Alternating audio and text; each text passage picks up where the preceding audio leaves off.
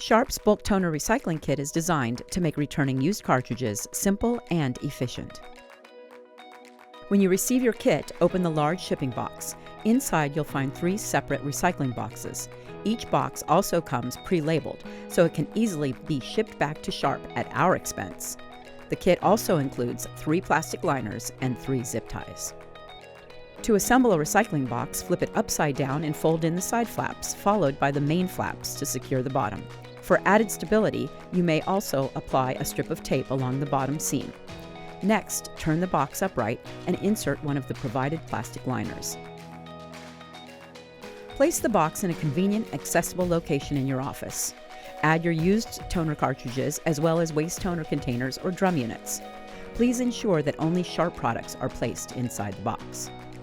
When the box is full, close the liner using one of the provided zip ties, then tape up the box and ship it back to Sharp's recycling center. If you only have a single cartridge to return, you can print a UPS label from our site or drop it off at a local Staples office location. Thank you for supporting Sharp and helping reduce landfill waste.